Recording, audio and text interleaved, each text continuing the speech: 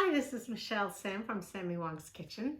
Today I am going to be showing you how to sprout your own sprouts. Sprouts are amazing because seeds have all these nutrients and minerals in them, but our bodies cannot absorb those easily.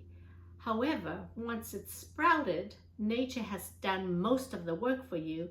So what happens is that your body can readily absorb all the nutrition that are in the sprouts. And according to a nutritionist, 5 cups of broccoli is equivalent to 1 cup of sprouts.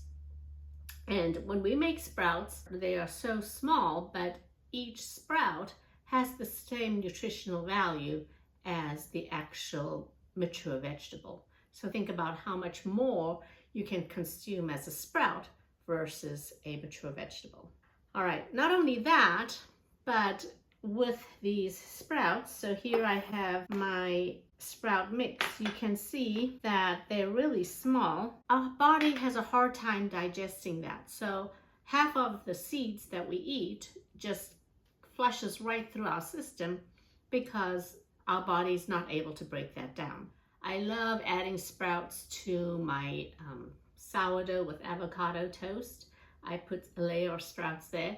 And recently, my one daughter, who wasn't quite a sprout person, added it to her salad, and now she is hooked. She is learning how to sprout her own sprouts at home. So let's get started, and let me show you how easy it is to make these wonderful sprouts. So for sprouting, I promised I would explain exactly how to go about sprouting and what you need so that it's going to be foolproof.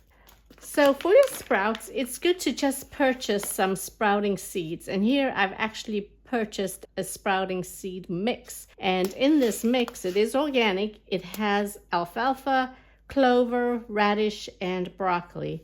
And you can buy them separate, but it ends up being cost effective if you just buy the mix. I also need a tray, and I'm going to use this tray to germinate my seeds in a mason jar.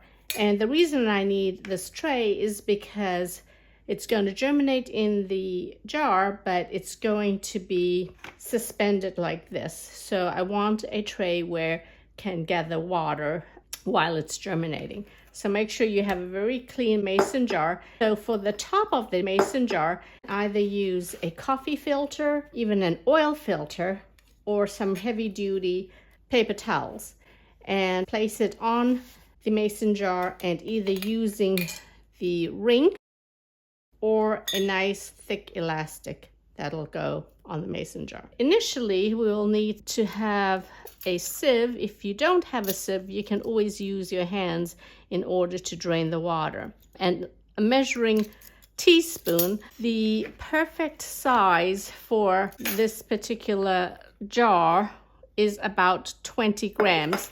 And 20 grams of seeds ends up being 4 teaspoons full. So here are 20 grams of seed, and that's 4 teaspoons full. I'm just going to put it into my mason jar here. And initially, I'm going to take water and fill it up, so maybe 2 inches. And I'm going to let the seeds soak here. I'm going to cover it so no critters will come in, either using my ring or a elastic band. So it's going to sit here for 6 hours or overnight. And you'll see that it'll expand somewhat because it's going to be absorbing the water. So after 6 hours, take the lid off, and you will see that the seeds look a lot more hydrated. And if you don't have a sieve, you can either use your hands and then slowly allow the water to go through your fingers and drain as much of the water as you can this way. Or if you have a small little sieve, you can just cover it and pour the water through. And when most of the water has been poured out, you can see that there's still some water here. Either using an elastic band to cover it or use the top of the actual mason jar. And then what we're going to do is place it on our tray and allow the water to come down on the bottom. And we're going to place this in a darkish area, not refrigerated, rehydrate the seeds or the sprouts for about 5 to 6 days. After the first day, you can see some of the seeds have started to sprout and have these little white roots. So what I'm going to do is take the lid off here, rinse, and then do the same thing.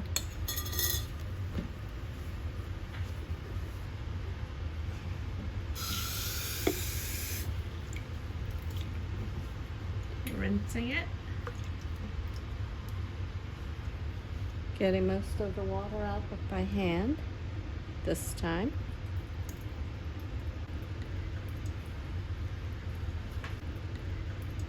Place the paper towel back onto the top and then cover it with just the rim and do the same thing, putting it onto the tray and having it on the table for another day.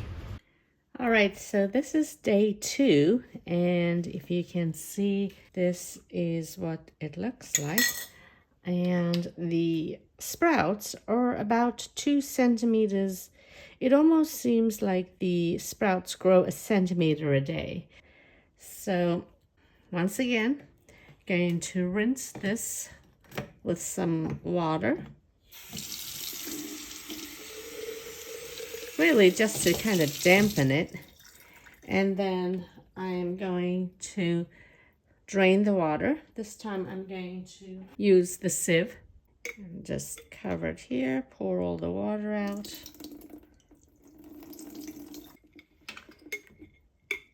Place my paper towel with the rim just pressed on. Doesn't have to be screwed on, just so that it holds the paper towel in place so that the sprouts won't come out. And then I have my little rack here that I'm going to place. And you can see if there is some water there, but that's going to be draining out through the paper towel. And sometimes I like just shaking the sprouts up so that it gives a little more surface area for the sprouts to grow rather than be all scrunched together. And this is going to be day 2's rinsing.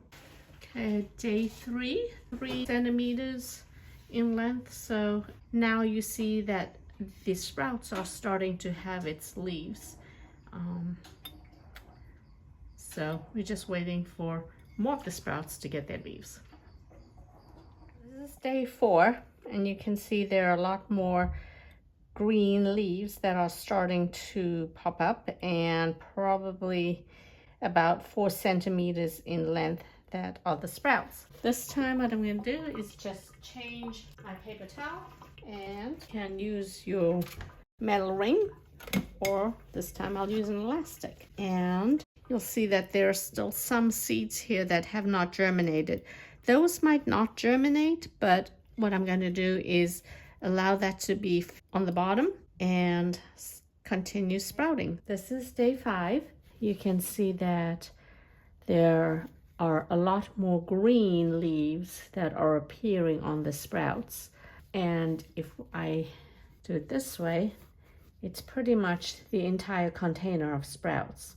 6 to 7 days are optimum for sprout growth, but you can start using the sprouts now because you have a whole jar full of sprouts.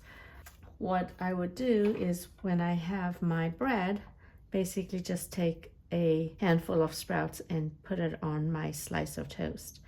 But I'm going to keep sprouting this for a few more days. So I'm going to just rinse it and continue to hydrate these sprouts until I really need it. But now you can see that this is one particular root, and you see that the root hairs are starting to grow there. This is about ready. I'm hoping that a few of these are going to sprout as well. But in the meantime, I'm just going to rinse and continue to have the sprouts grow. Okay, this is day 6, and I think that this is truly the optimum time to start eating your sprouts. You have a lot of the sprouts that are started to develop leaves, and there's not much seeds left. Here are just a few little seeds that are left. But if you can see now, in the actual container, the big mason jar, it is pretty packed. So after 6 days, this is when you can start enjoying your sprouts. At this point, what you can do is take off the paper towel, and these are probably about 6 centimeters in length, and you can place your regular lid onto your sprouts and put this in the refrigerator for consumption. More recipes can be found on sammywongsKitchen.com or social media. If you found this video helpful, please subscribe to my YouTube channel. Thanks!